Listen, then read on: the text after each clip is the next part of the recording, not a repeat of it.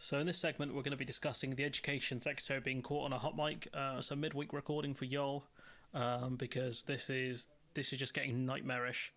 So let's just listen to what she had to say, and yeah. But we will get a plan, and every single one of them will be done. Okay, thank you very much. Thank you. Thank you. Does anyone ever say, you know what, you've done a good job because everyone else has sat on their and done nothing? No signs of that, no?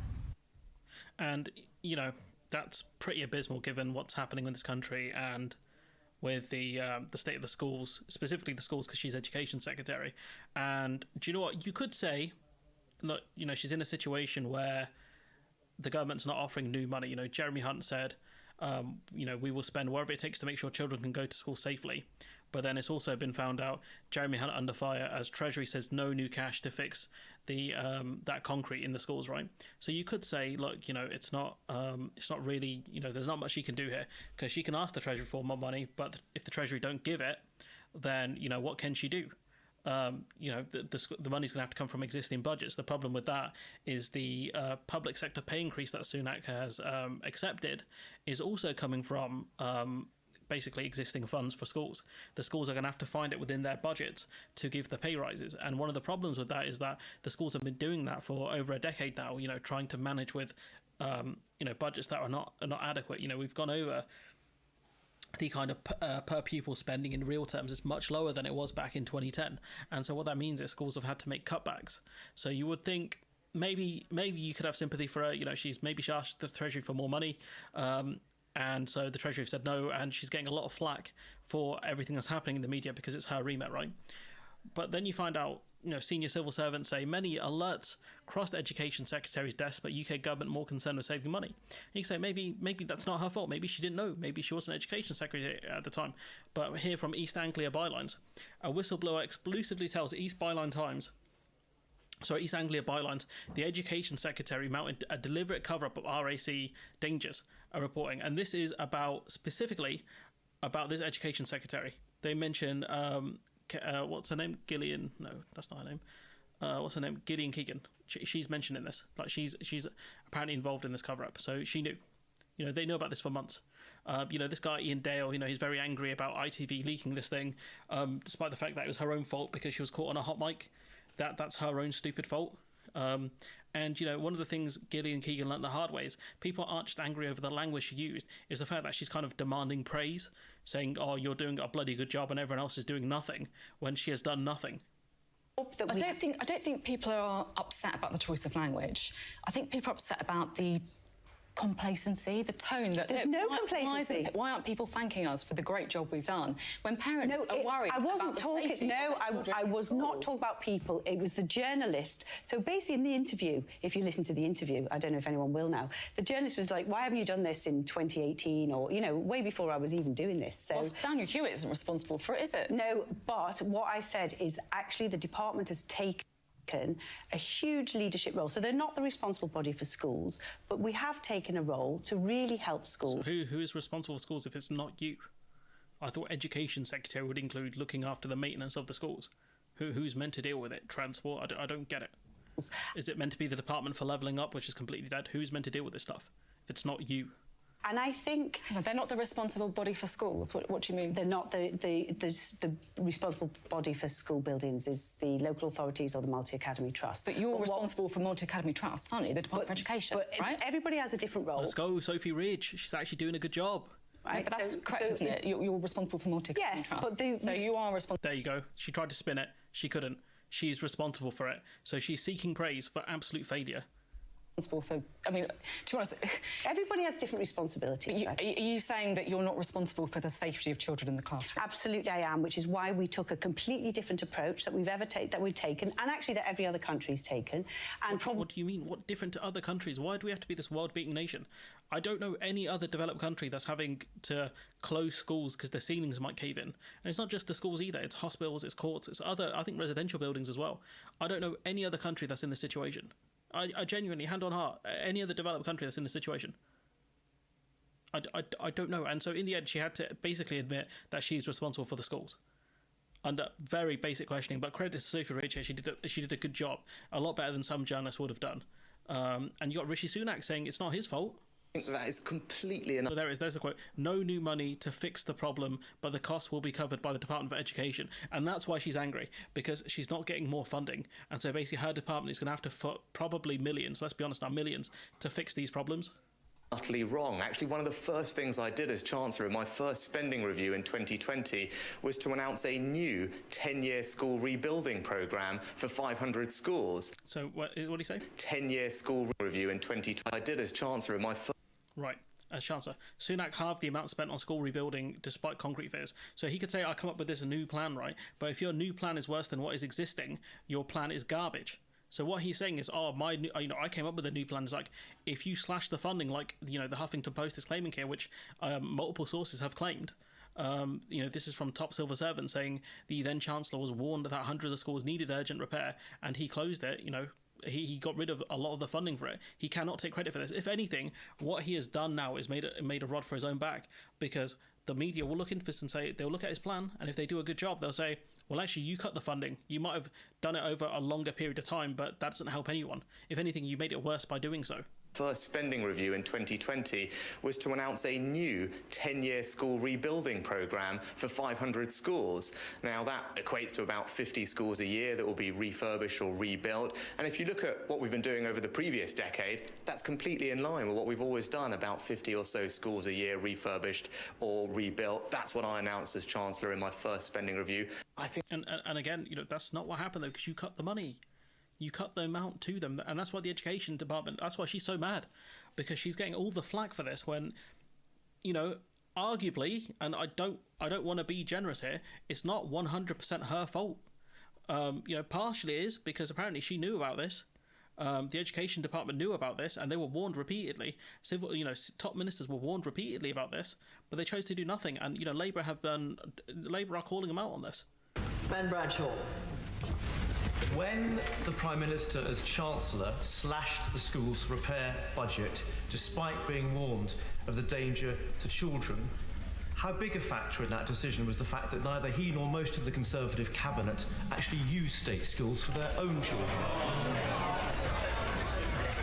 Well, it's simply not correct that the size of the school rebuilding programme has been cut in recent years. It's currently at the same cut in recent years.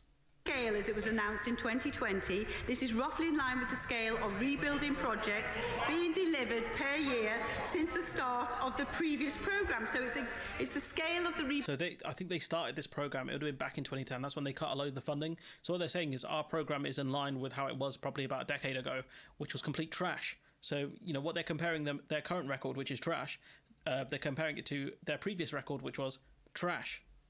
Building projects, if you want to listen, being delivered per year since the start of the previous programme. It's the same. So the priority...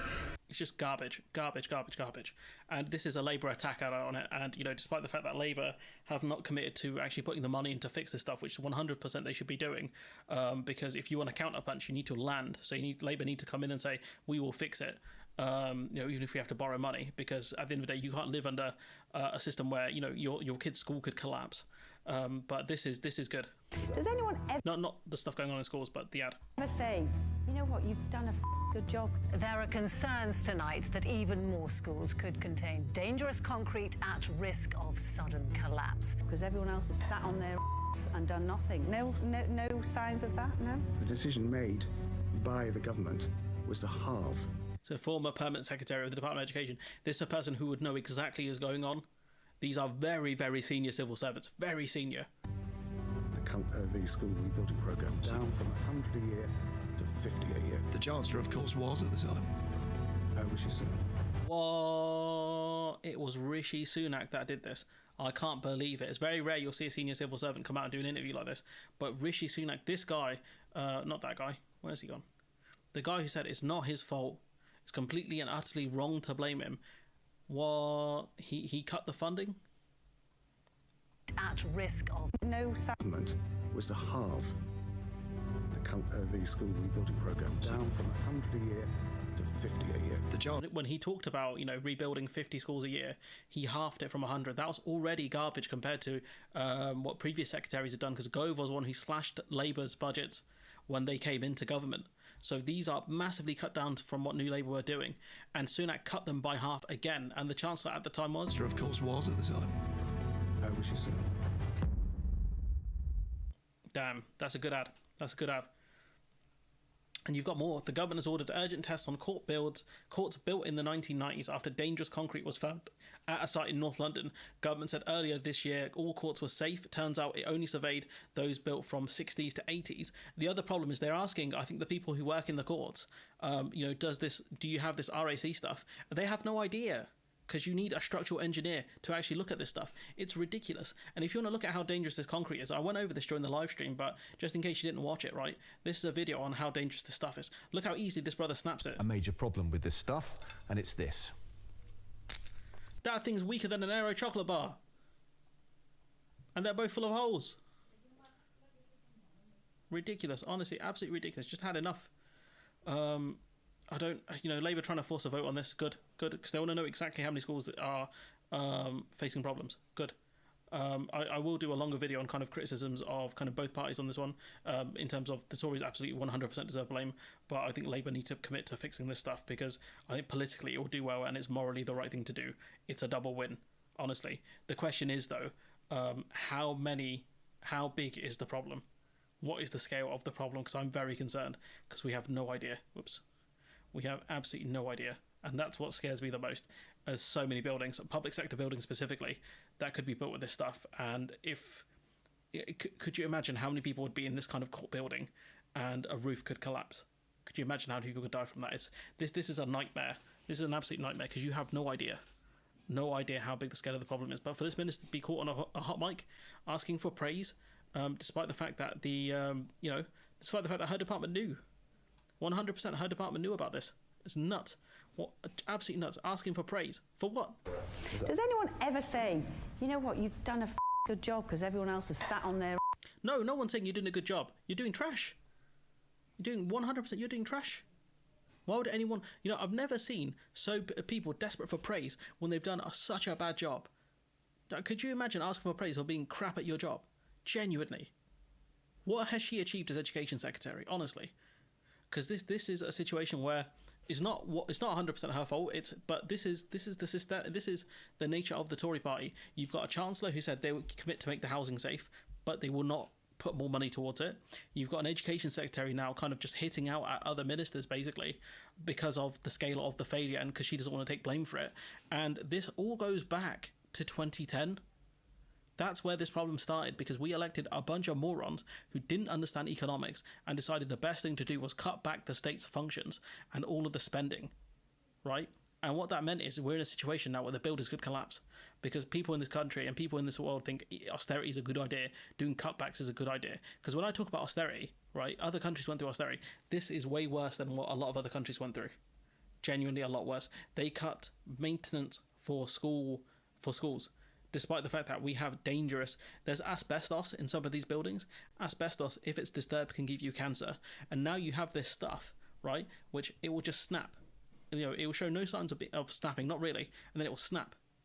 So, could you imagine if that's in and around asbestos? You're going to potentially give people cancer because of stupid decisions.